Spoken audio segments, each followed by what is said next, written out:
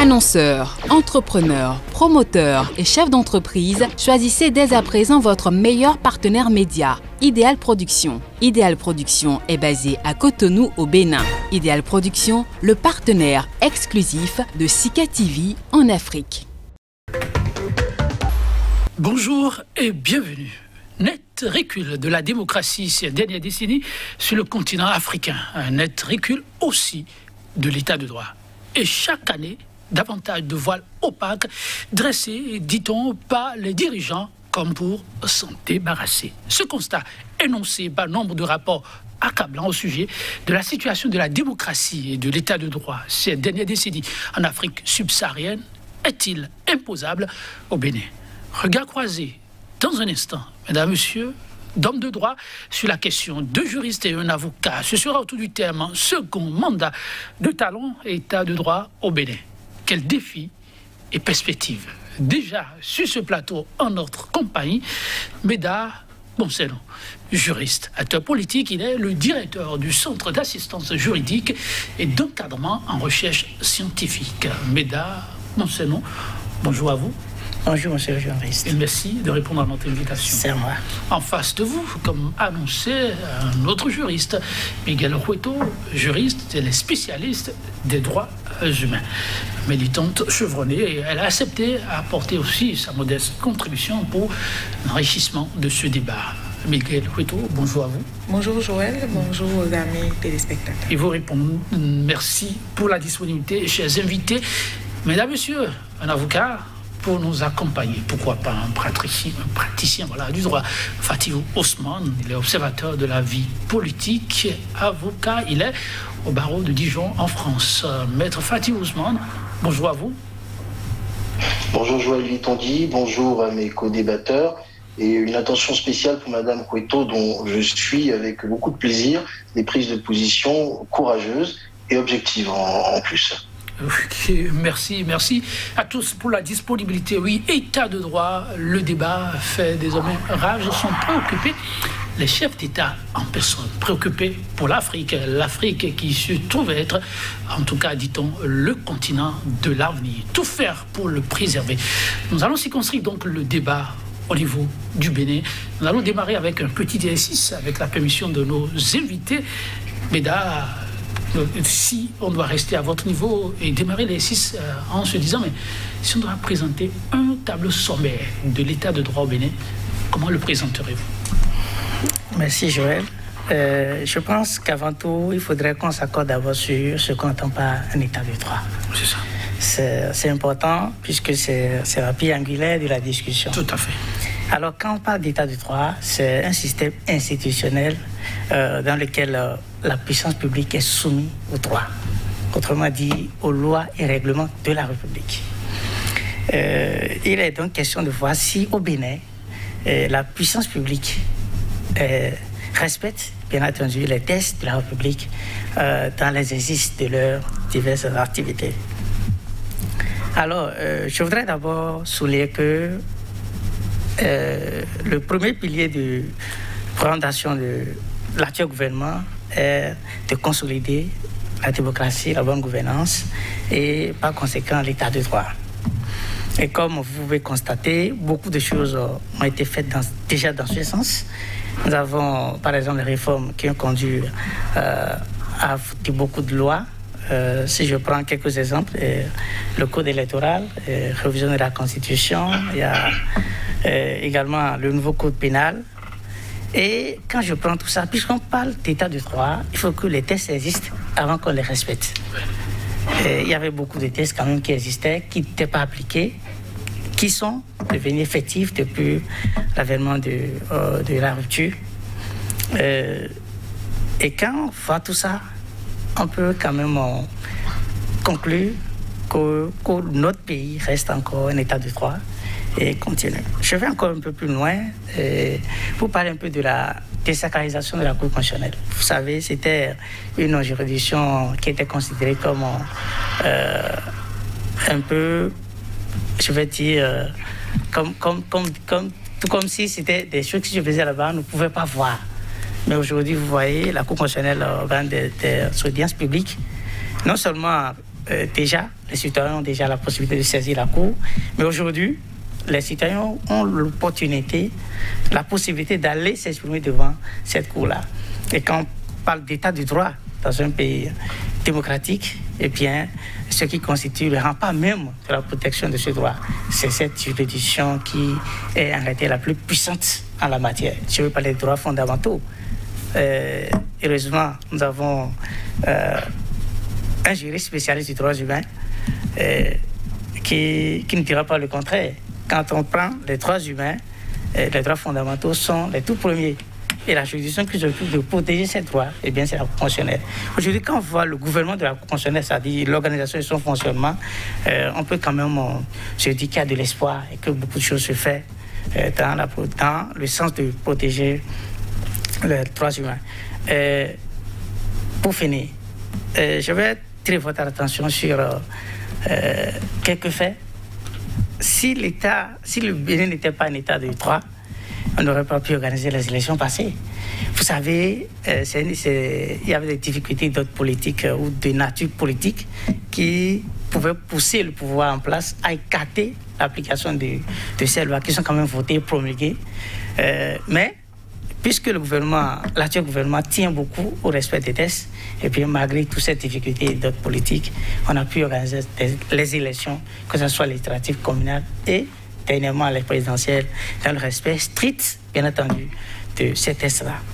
Donc, moi je conclus donc que notre pays reste et demeure encore en état de droit, même si ça reste beaucoup de choses à faire. Merci beaucoup. Bénin, un état de droit, même s'il reste beaucoup de choses à faire. On verra bien ce qui reste à faire. Mais avant, oui, comme promis, l'exercice, chacun d'entre eux le fera. Nous allons nous retourner vers Mme Miguel Cueto. Oui, Mme Miguel Cueto, le tableau de l'état de droit, pour vous, quel est-il? Oui, je voudrais déjà, merci de nous donner cette occasion de partager avec nos compatriotes ce que nous pensons de l'état de droit. Il me semble que c'est important parce que, comme on le dit toujours et on l'a toujours répété, quand les gens ne savent pas ce qui les gouverne, je veux parler des normes, des institutions, du contenu même des normes, c'est compliqué de pouvoir leur exiger un certain nombre de choses. Nous parlons donc d'état de droit. Et quel est l'état des lieux qu'on peut faire à la date d'aujourd'hui? Je voudrais commencer par dire que l'état de droit, c'est, comme le disait mon prédécesseur, c'est un système qui institue, je vais le dire comme ça, de façon terre à terre, parce qu'on n'est pas ici dans un cours de droit. Et pour moi, il faut qu'on reste accessible aux populations qui nous écoutent. Donc, pour nous, l'état de droit, c'est donc un système dans lequel on a des normes qui sont hiérarchisées. Et au sommet de cette hiérarchie, on va avoir la Constitution, qui est notre loi fondamentale. Et c'est la raison pour laquelle, par exemple, certains tests qui vont être pris par le Parlement vont passer forcément au nom du principe de la légalité par le contrôle de constitutionnalité, pour voir si cette norme, donc Constitution, qui est au sommet de la hiérarchie, est-ce que les tests qui sont votés sont conformes à ce qui est contenu dans ce test-là? Ça veut dire simplement que nous avons d'abord, dans ce système d'état de droit, nous devons avoir des tests, des normes hiérarchisées. C'est un système qui circonscrit, on va le dire comme ça, les actions de l'État. Donc c'est un système qui oppose des limites à l'action publique, de sorte que un gouvernement, un chef d'État, un ministre ne peut pas poser des actes qui sortent du champ légal. Donc qui sortent de ce que ensemble nous nous sommes assis et que nous avons adopté comme norme, comme principe. C'est aussi un système dans lequel on va avoir l'égalité des citoyens, donc devant la loi. Nous avons des normes et ces normes sont... L'État est soumis à ces normes, mais les citoyens aussi y sont soumis. Et devant ces normes-là, donc les citoyens, quels qu'ils soient, doivent être sur un même pied d'égalité. Et à cela, on va ajouter un élément, à mon sens, très très important, qui est l'indépendance de la justice. On ne peut pas parler d'un état de droit fort, d'un état de droit qui concourt véritablement au bien-être de tous si la justice n'est pas indépendante. Et on sait que pour que la justice soit indépendante, il faut faire appel à plusieurs notions. On va avoir l'indépendance même des hommes et des femmes qui animent nos juridictions, qui, encore une fois, selon certaines sphères, vont être nommés, vont être proposés par des gouvernants, entérinés par qui de droit, et donc confirmés. Mais on va avoir aussi la confiance que les citoyens doivent pouvoir porter en eux vis-à-vis ou à l'endroit de ces juridictions, mais aussi à l'endroit des personnes, des hommes et des femmes qui animent ces juridictions. Et on ne peut pas non plus parler d'état de droit en mettant de côté la démocratie, en écartant non plus les droits humains. À la limite, c'est une chaîne, parce que l'état de droit, justement, on a dit qu'il circonscrit les actions publiques. On a dit que dans cet état de droit, nous avons des droits fondamentaux et les normes garantissent ces droits-là, protègent ces droits-là. Des institutions sont mises en place pour faire en sorte que tout ce maillon-là, tous ces maillons qui ont été mis en place puissent souffler de façon indépendante à certains égards. Mais à la date d'aujourd'hui, quel est le bilan qu'on peut faire? Le Bénin reste-t-il un état de droit? Personnellement, je dirais que le Bénin, au regard de sa constitution, reconnaît toujours l'importance de l'état de droit. Et en tant que tel, il reste, j'allais dire, il a toujours dans son arsenal juridique un certain nombre de dispositions qui renvoient à ce que l'on ait l'impression que le Bénin a fait l'option de l'état de droit. Et quand on se fie à la Constitution, en 90, nous avons fait l'option de l'état de droit, de la démocratie et des droits fondamentaux. Ceci étant textuellement, dans la pratique, qu'est-ce qu'il en est? Un des piliers de l'état de droit, je vous ai dit tout à l'heure, c'est l'indépendance de la justice.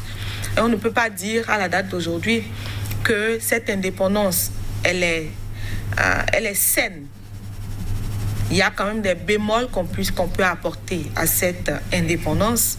On a eu une réforme du Conseil de la magistrature en 2018, mais cette réforme n'a pas satisfait aux attentes de façon générale.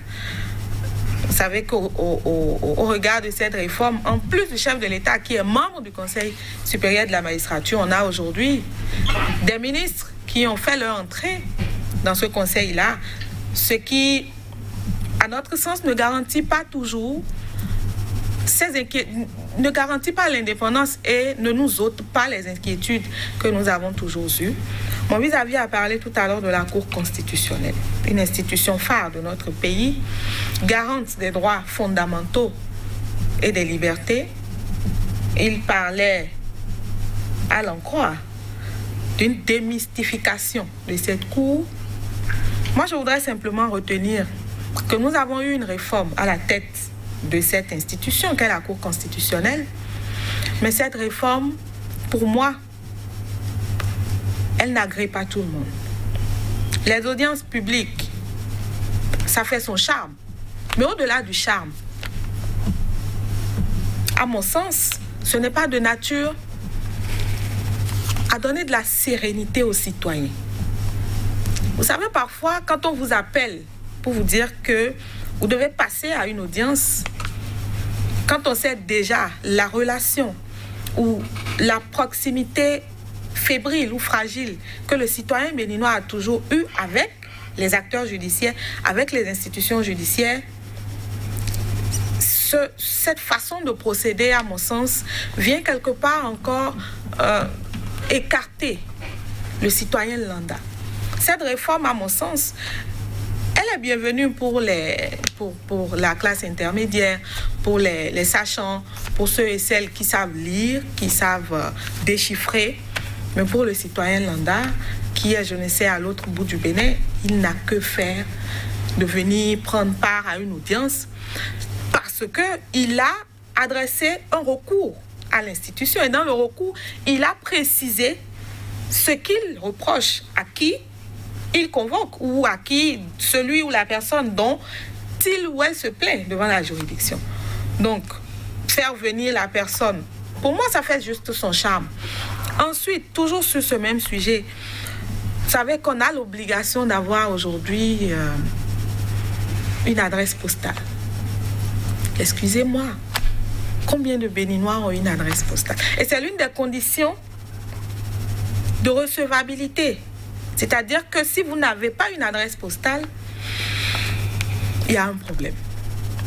Donc, l'état de droit, encore une fois au Bénin, si on doit faire le point, si je dois me résumer, je dirais que le Bénin, en 90, a fait l'option de façon textuelle, donc au regard des tests qui nous gouvernent, d'aller vers un système d'état de droit, de démocratie et de droits humains. Mais dans la réalité, je crois qu'il y a eu beaucoup de frictions. Il y a eu, à la limite, parfois des égarements. Peut-être à tort ou à raison, parce que, comme vous le savez, parfois, on peut être dans des actions pas correctes sans le savoir. Sans le savoir. Friction, égarement, ce sont les mots qu'on a retenus votre vis-à-vis. L'état de droit est une réalité. On va écouter monsieur Maître Fatih Ousmane et ensuite on va revenir sur des éléments que chacun d'entre vous a eu à sortir. Oui, Maître Fatih Ousmane. Oui, merci Joël Tondi de me donner la parole.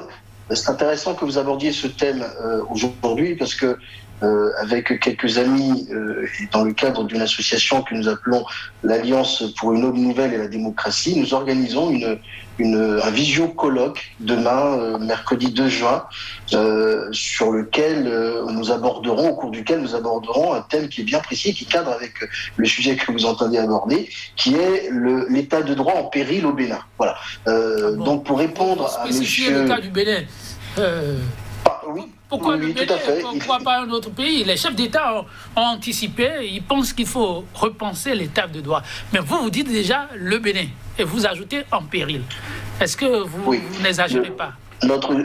Non, pas du tout. Alors, je vais pour être clair, on va s'expliquer. Je vais en même temps répondre à monsieur Posselnon, je crois, qui disait tout à l'heure que nous étions toujours dans un état de droit au Bénin. Non, nous sommes dans un état de loi au Bénin. La loi est souvent partisane. Le droit est protecteur du citoyen. On n'est plus dans un état de droit quand on fait disparaître le droit de grève, quand on fait disparaître le droit de manifester, quand la liberté d'expression vous vaut d'être embastillé pour avoir osé prendre la parole, quand une justice n'est plus indépendante et que la Cour de répression des infractions économiques et de terrorisme n'est là en réalité que en tant que bras armé du pouvoir pour que les persécutions judiciaires puissent se prononcer et se porter essentiellement sur les opposants. On n'est plus dans un état de droit lorsque les principes essentiels d'une démocratie, que sont la liberté, la séparation des pouvoirs, les libertés publiques, l'indépendance de la justice ne sont plus respectées. On n'est pas dans un état de droit lorsque le ministre de la Justice lui-même vient dire que désormais au Bénin, depuis 2016, on emprisonne d'abord les gens, on les prive de leur liberté avant de réunir des preuves de ce qu'il existerait contre eux, des éléments de culpabilité. On n'est plus dans un état de droit lorsque le président de la République lui-même, le président sortant, vient dire face à la presse internationale que des citoyens qui n'ont pas encore été jugés sont coupables parce qu'il leur aurait été reproché tel ou tel fait en violation du secret de l'enquête, du secret de l'instruction et de la présomption essentielle d'innocence. On n'est plus dans un état de droit lorsque la hiérarchie des normes n'est pas respectée, lorsque les jugements et les décisions de la Cour constitutionnelle ne sont pas respectés, lorsque le Bénin lui-même ne respecte pas les décisions de la Cour africaine des droits de l'homme et des peuples. On n'est plus dans un état de droit lorsque, prenant acte de sa volonté de ne plus respecter les décisions de la Cour africaine des droits de l'homme et des peuples, le Bénin sort du mécanisme qui permet à ses citoyens citoyens de saisir la Cour africaine des droits de l'homme et des peuples, les privant à la fois de droits sur leur territoire, mais également de justice sur le plan international. On n'est plus dans un état de droit, Monsieur Concenon, on est dans un état de loi. Et les lois, c'est ce qui vous a permis, et ce qui a permis à ce régime-là d'arriver à organiser 3 élections, puisque maintenant on peut parler de la sphère publique de l'état de droit, de la sphère politique de l'état de droit, 3 élections tout aussi excluantes et exclusives les unes que les autres, et bien souvent, et malheureusement, meurtrières. On n'est pas dans un état de droit lorsque les citoyens béninois n'ont pas été en mesure. Oui, Maître Faty Ousmane, que nous allons retrouver, mais il a enchaîné une série de mots. On n'est pas dans un état de droit, on n'est pas dans un état de droit. Beaucoup de citations. On va essayer de revenir graduellement sur chacun des aspects. Mais si c'est possible, j'ai bien envie, je sais pas si c'est un lapsus tout à l'heure, Maître Faty, si on suit, il a dit le président sortant, il n'y a plus à cette date-ci de président sortant au Bénin. Le Bénin, nouveau président, c'est un président en reconduit. J'imagine que c'est un lapsus, on reviendra là-dessus, il nous dira un peu ce qui s'est passé tout à l'heure entre les mots. Lorsque vous présentez le tableau que vous avez présenté, et puis vous suivez Maître Faty Ousmane, lui, il n'a pas voulu même aller aux définitions. J'imagine qu'il a adopté vos définitions à vous deux, mais fait des énumérations. Et commence par l'appareil judiciaire. Je ne sais pas. On peut commencer par là, vous prenez le bout qui vous intéresse. Avant, il paraît qu'il est là. Maître Faty Ousmane, j'ai bien envie de vous demander. Vous avez parlé tout à l'heure de président sortant. J'ai bien envie que vous nous rassurez que ce fut un lapsus. Vous faites bien de me poser cette question. Je considère pour ma part que depuis le 6 avril 2021 à minuit, le Bénin est dans une situation de vacance de pouvoir. Ce n'est pas une situation nouvelle que je défends. Vous faites bien d'insister, mais M. Yetonji, pour me relancer sur la question, vous faites votre travail de journaliste. Permettez juste que je m'en explique pendant quelques secondes. Je vous rappelle que nous avons dans ce pays une constitution depuis le 11 décembre 1990, une constitution qui institue, pour le coup, un état de droit. Cette constitution a fait l'objet d'une révision dans des conditions opaques, obscures et nocturnes par une procédure d'urgence, laquelle révision a elle-même été retoquée, révisée et annulée par la Cour africaine des droits de l'homme et des peuples, qui a enjoint à notre pays de remettre en place le système mis et instauré par la Constitution de 1990. Ce qui fait que, en plus d'avoir invalidé la révision de cette Constitution, la Cour africaine des droits de l'homme et des peuples a clairement indiqué à l'État béninois que le mandat présidentiel de M. Patrice Talon venait à terme et expirait le 5 avril à minuit et le 6 avril à minuit 1. À partir du moment où la révision de la constitutionnelle est invalidée, que le mandat constitutionnel qui a pris effet le 5 avril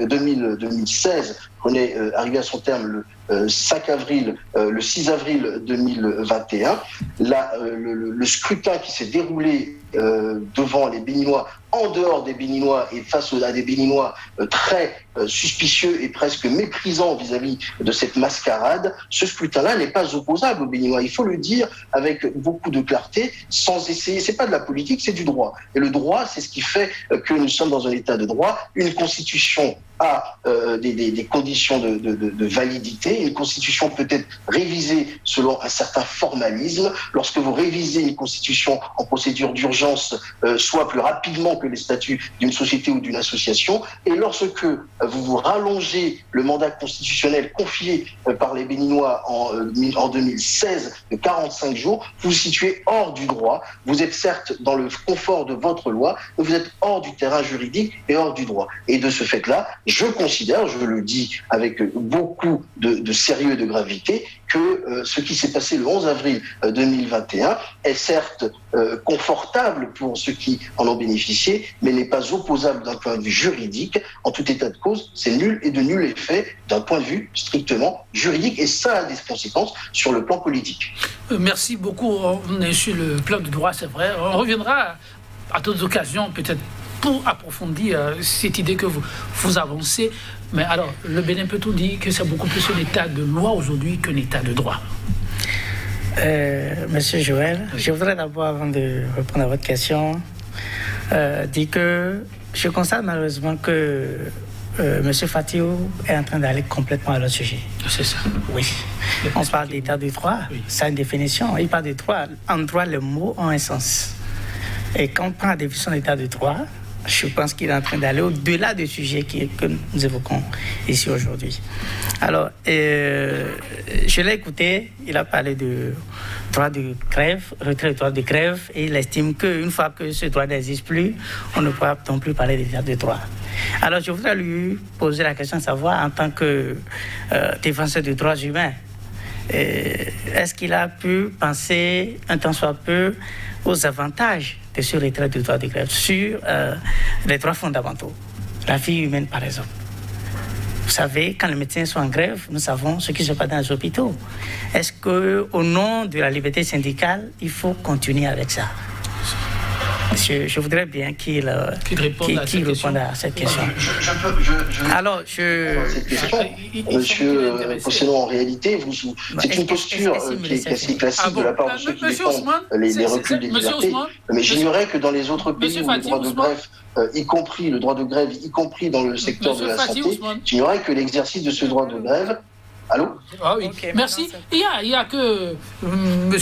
Méda, il vous a vraiment interpellé, on peut dire. Il a voulu que vous répondiez, mais il suggère que vous le laissez finir et ensuite vous allez prendre la parole. Maintenant, moi, je peux suggérer encore autre chose par la suite. On verra bien. Allons-y. Et je suis quand même surpris de constater que M. Fatiou continue de croire que depuis le 6 avril 2020, le Bénin est désormais en quelque sorte dans un vide juridique. C'est que nous n'avons pas un président élu. Non, je voudrais mettre le pied dans les plats. Vous voyez, mon vis-à-vis, lui-même, il est dans le piège. Il dit qu'il s'étonne d'entendre que... Non. Est-ce que je peux finir? On le laisse finir. Il vaut mieux noter et on va revenir là-dessus. Il faut avoir l'esprit d'écoute. On va vous maintenir pendant longtemps. Ce que j'allais faire, vous servez. Non.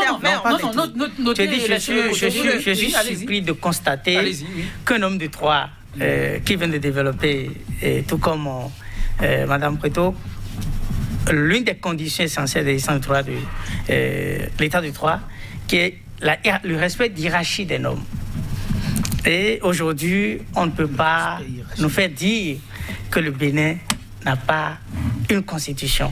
Ceux qui parlent encore de la constitution de 1990, peut-être sont en retard par rapport à l'actualité. Souvent, je me pose la question de savoir si la Constitution n'a pas prévu elle-même sa révision. Est-ce que la procédure qui a été utilisée, la procédure à travers laquelle la loi fondamentale a été révisée, ne respecte pas ce qui était prévu? Alors, l'autre question que je me demande, parce que quand les gens parlent comme ça, moi je m'inquiète et je me demande quel avenir pour mon pays. Et ce qui fait plus mal, c'est les Béninois, mais qui sont le plus souvent à l'étranger. C'est ce que je constate.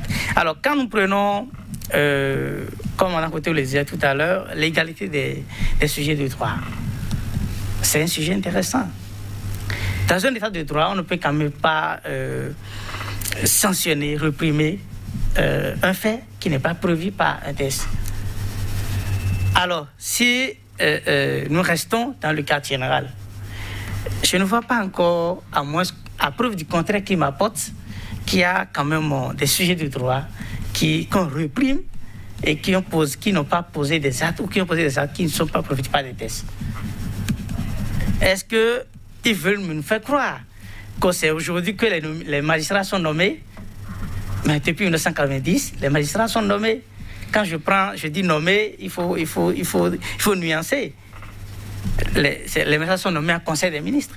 Et plus précisément, quand je prends le procureur, le président des juridictions, ils sont nommés en Conseil des ministres. Et ce n'est pas après la révision de la Constitution que ça existait depuis. Depuis 1990, le fonctionnement de l'appareil judiciaire a connu juste quelques aménagements. Et rien n'a changé fondamentalement. Elle a parlé plutôt tout à l'heure de l'entrée de certains ministres dans le Conseil supérieur de la magistrature. Regardez, vous avez un organe qui fonctionne, qui a besoin d'argent. C'est l'exemple que je donne. Et le comptable n'est pas avec vous. Il faudrait que vous finissiez votre réunion et que vous lui fassiez le point tout le temps. Alors, si on le met là, il est là. est-ce que ça doit vous dire qu'il a un pouvoir de décision?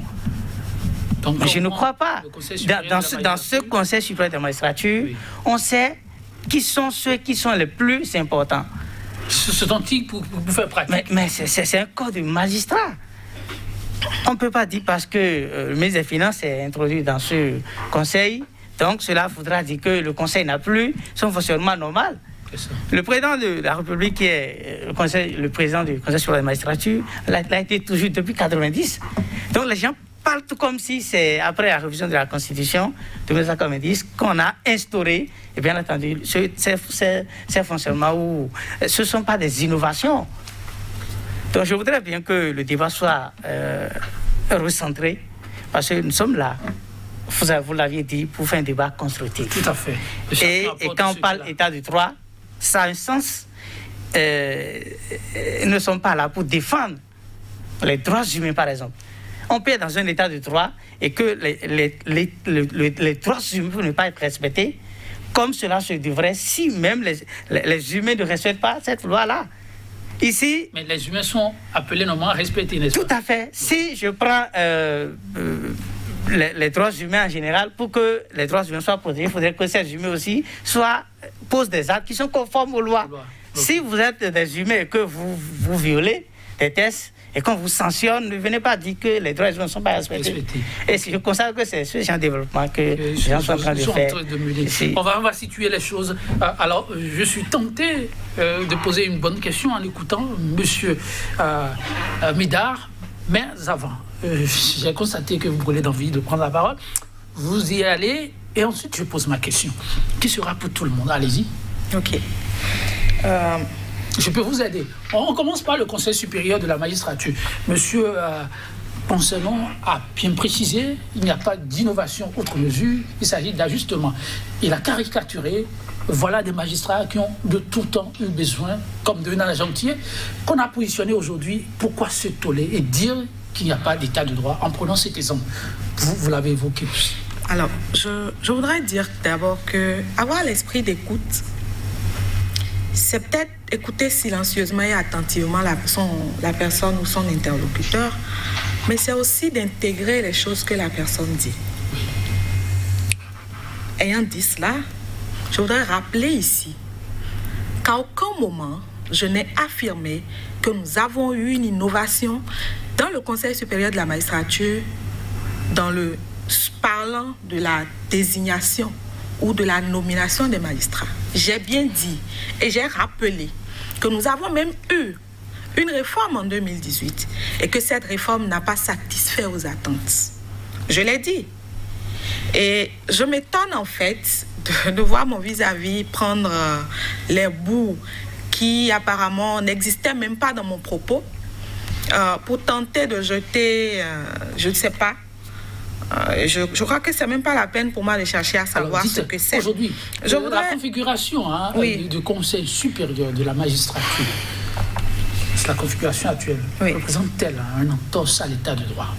Les magistrats ont toujours été nommés. Et pour qui ne le sait pas, cela fait des années qu'il y a un plaidoyer qui existe. Les mémoires à la faculté existent, les articles, les tests scientifiques. Il est juriste, il sait de quoi je parle.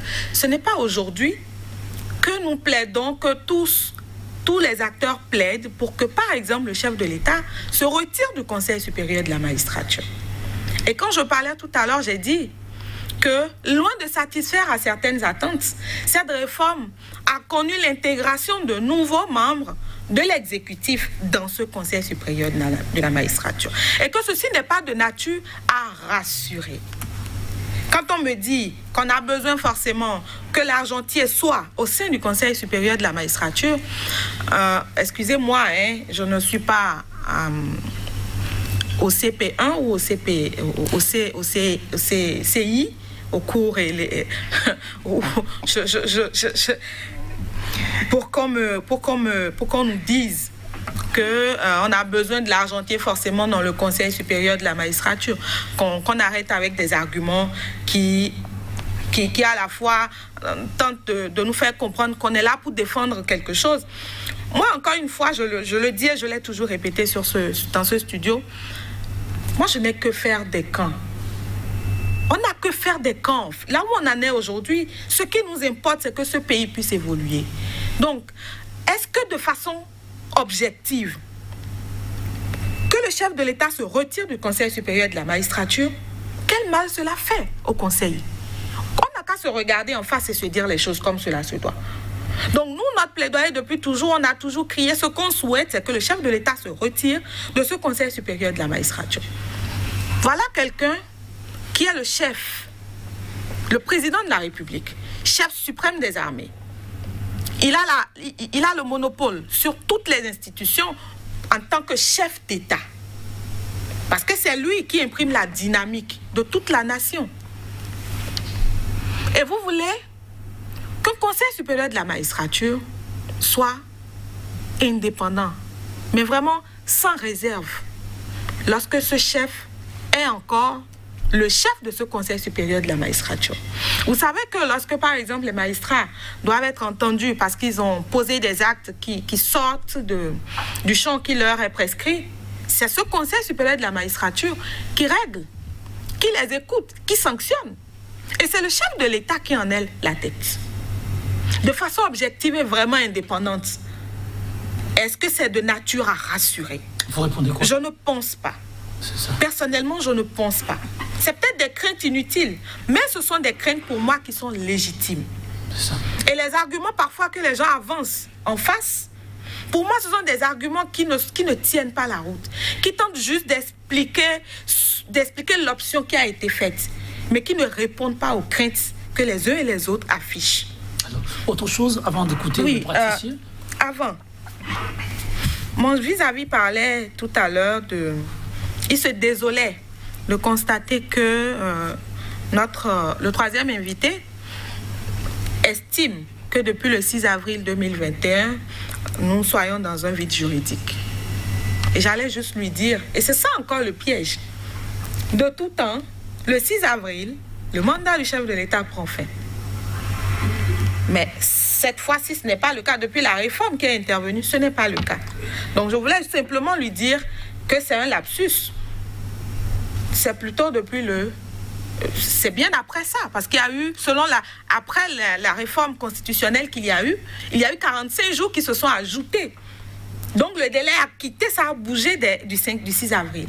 C'est tout ce que je voulais vous dire. Et c'est pourquoi je vous disais tout à l'heure que ce que j'allais vous dire n'était pas dans le sens de vous mettre des bâtons dans les pieds. Ensuite, on me dit que depuis 90, en vigueur dans notre pays, la Constitution, et il se désole aussi de constater que les gens font tout le temps référence à la loi fondamentale de février 90. Oui, parce que... Moi, j'ai juste envie de lui demander de ne pas s'en désoler. Parce que la loi fondamentale au Bénin reste et demeure la loi numéro 32. La loi 90-32 de février portant constitution en République du Bénin. Oui, elle a été modifiée par les soins des députés. Je ne veux pas utiliser les qualificatifs du troisième intervenant, mais cette loi a été modifiée en certaines de ses dispositions. Mais jusqu'à nouvel ordre, mon cher ami, cette loi, c'est le même intitulé qui est en vigueur dans notre pays. Donc, ne vous en désolez pas. Les gens, quand certainement ils font référence à cette loi, c'est normal parce que c'est elle qui nous gouverne. Même si en certaines de ces dispositions, elle a été modifiée précisément en novembre 2019. Donc quand on évoque la constitution du Bénin, on va parler de la loi 90-32 de février 90, modifiée par la loi telle en 2019. Okay. Vous voyez? Je constate qu'il y a tellement à dire qu'on va procéder autrement, ne vous en faites pas. Vous serez surpris si je vous dis que le temps est pratiquement parti. Alors je demanderai d'abord, avant de revenir vers Meda, aux praticiens. Alors, la question de la composition aujourd'hui du Conseil supérieur de la magistrature, est-ce qu'on peut prendre cette nouvelle donne comme entorse à l'état de droit? C'est une réponse très claire. clair à cette question, Joël Yetondy. Vous avez un chef de l'État qui, lorsqu'il était candidat à son élection en 2016, a indiqué de manière claire et a promis aux Béninois que la réforme du Conseil supérieur de la magistrature irait dans le sens d'un retrait du fait politique de cette composition, et que désormais les magistrats et la société civile seraient majoritairement représentés au sein du Conseil supérieur de la magistrature. Ce qu'il a mis en œuvre une fois arrivé au pouvoir est tout le contraire. C'est-à-dire qu'on a assisté à un entrisme politique de plus en plus important, que d'ailleurs le chef de l'État a justifié en invoquant le fait qu'il n'était pas normal que le ministre de la fonction publique, le ministre des Finances et que le chef de l'État lui-même ne soit pas présent pour statuer sur les nominations, les sanctions disciplinaires concernant des personnes qui étaient nommées. C'est bien une violation de son propre serment, mais c'est également une forme d'atteinte à l'indépendance de la justice qui montre de manière claire que l'objectif n'est pas d'assurer cette indépendance des magistrats, mais d'exercer sur eux un contrôle, presque une supervision, une surveillance de plus en plus accrue. Et d'ailleurs, on le voit, lorsque ces mêmes magistrats ne réagissent plus, le syndicat de la magistrature que nous avons connu tonitruant de 2011 à 2016, c'est tout d'un coup tu, face à toutes les réformes auxquelles nous avons assisté, sur la criette, sur le code de procédure pénale, sur un certain nombre de lois, et notamment sur l'application de ces lois. Vous voyez le résultat qui a été obtenu, c'est la création d'une cour de répression qui est taxée d'être partisane et d'être le bras judiciaire de l'exécutif, et c'est des magistrats qui sont devenus, à défaut d'être complices, qui sont devenus silencieux parce que craintifs. Voilà ce qui a été annoncé initialement, mais qui n'est pas du tout qui ne correspond pas à la réalité qui est faite aujourd'hui. Il n'y a plus d'indépendance de justice au Bénin, nous le savons. Il n'y a plus de séparation des pouvoirs non plus, lorsque le gouvernement est représenté par la totalité des députés à l'Assemblée nationale. Il n'y a pas un seul acte de contrôle de l'action gouvernementale qui a été mise en place depuis leur prétendue élection en 2019. Voilà la situation dans laquelle nous sommes aujourd'hui. Donc, pour répondre à votre question, Joël Yetondy, la réforme du Conseil supérieur de la magistrature est tout sauf une avancée de l'indépendance de la magistrature et de la justice. Alors, entorse à l'état de droit, à la question vous n'avez pas répondu. Entorse grave à l'état de droit. Entorse grave à l'état de droit. Alors, ces illustrations, monsieur Pessouton, est-ce qu'elles vous conviennent, ces illustrations? Avant d'aller à d'autres préoccupations, ne vous en faites pas, on va gérer autrement, oui? Pas du tout. Pas du tout. Je ne suis pas du tout convaincu. Il a rappelé l'engagement du chef de l'État alors tout à fait. Et par la suite, que s'est-il passé? Comment vous voulez expliquer? C'est ça que je voulais parler. Oui. Je pense que si vous prenez le projet société de candidat talent en 2016, le premier pilier, c'était consolider l'état de droit et la démocratie. Tout à fait. Et à ce niveau, les propositions qui viennent d'évoquer sont encore là. C'était ça. Mais rappelez-vous que la révision de la Constitution a échoué 2 fois avec ces propositions-là. Donc vous souhaitez que si lui seul veut faire quelque chose et que l'ensemble de la classe politique ne l'accepte pas, qu'il continue dans ce sens. Mais ils ont fait un dialogue politique.